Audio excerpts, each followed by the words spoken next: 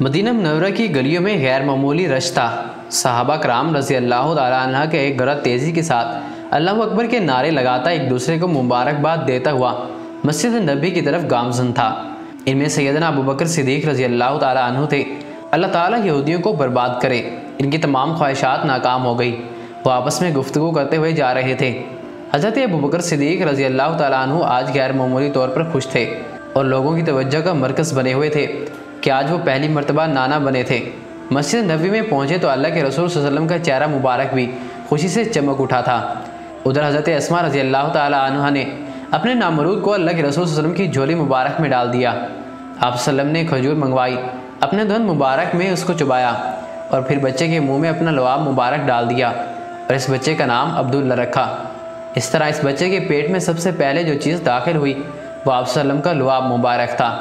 यूँ तो बेशुमार बच्चे पैदा होते हैं और इनकी खुशियाँ मनाई जाती हैं, मगर इस बच्चे की इस लिहाज से इनफरादियत हासिल थी कि हिजरत के बाद ये पहला सही सलामत मुसलमान बच्चा पैदा हुआ था।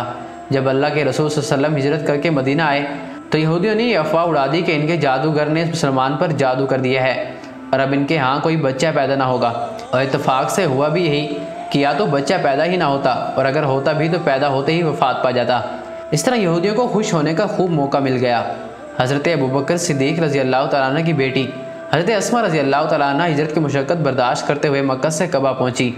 इनके यहाँ विलादत होने वाली थी, चुनाचे कबा में इन्होंने एक खूबसूरत से बच्चे को जन्म दिया। इस बच्चे की पैदाइश पर गैर मामूली खुशी मनाई गई।